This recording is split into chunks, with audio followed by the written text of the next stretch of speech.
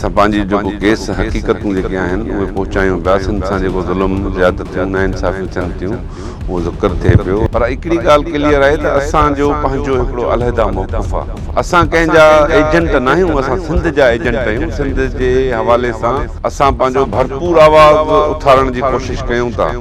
फतेह असांखे हासिलु थियणी आहे। असां हक़ ते आहियूं छो त हीअ असांजी जनमनि जी जदोजहद आहे, असांजे नसलनि जी जदोजहद आहे, असांजे हज़ारे वरहनि जे तारीख़ जो हिकिड़ो तसलसल आहियूं असां। हिते उहो माण्हू इलेक्शन में वञी हिसो वठंदो आहे जेको हुननि जो चही थो हुननि जे एजेंडा ते अची अमल करे ऐं उन खे बीहण जो हक़ हूंदो आहे। त मां हज़ारे सालनि खां हिकु जुदा क़ौम आहियां। जॾहिं मूंखे उहा क़ौम मञण जे लाइ तयारु न आहिनि।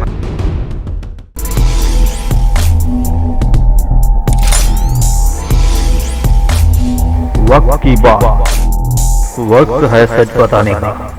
असां पंहिंजी जेको केस हक़ीक़तूं जेके आहिनि उहे पहुचायूं पियासीं। सां जेको ज़ुल्म ज़्यादतियूं नाइंसाफ़ियूं थियनि थियूं उहो ज़िक्र थिए पियो। पर हिकिड़ी ॻाल्हि क्लियर आहे त असांजो पंहिंजो हिकिड़ो अलहदा मौक़िफ़ आहे। असां कंहिंजा एजेंट न आहियूं, असां सिंध जा एजेंट आहियूं। सिंध जे हवाले सां असां पंहिंजो भरपूर आवाज़ उथारण जी कोशिशि कयूं था।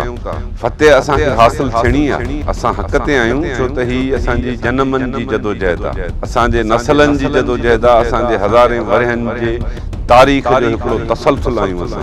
ऐं पाण बहितर तरीक़े सां अॻिते वञूं पिया, वधूं पिया, विझूं पिया। पॉलिटिक्स जेके बि कनि था उहा सभु एजेंसियुनि जे ऐं इदारनि जे मार्फत पई थी। हिते आज़ाद इलेक्शनूं कॾहिं बि कोन थियूं। जंहिंखे बि असांजा इदारा खुफ़िया इदारा जेके क्लियर न कंदा आहिनि उहो माण्हू इलेक्शन में बीहण जो अख़्तियार ई न हूंदो आहे। न त बि उहो खटियल सीटूं बि हाराए वेंदा आहिनि। अहिड़ा सिंध में खोड़ सारा मिसाल आहिनि, तव्हांखे ॾेई सघूं था। त हिते आज़ाद न इलेक्शन आहे।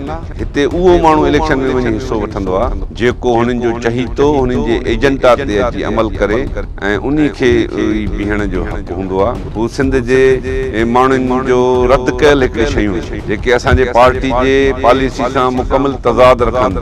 जंहिं मुल्क जे अंदरि मूंखे इहा क़ौम नथा मञनि त मां हज़ारे सालनि खां हिकु जुदा क़ौम आहियां, मुंहिंजो जुदा हिकिड़ो वतन रहियो आहे। जॾहिं मूंखे उहा क़ौम मञण जे लाइ तयारु न आहिनि त असां उन जंहिंखे शइ खे बहितर सम्झूं ई नथा त उन में हिसेदार कीअं थींदासीं।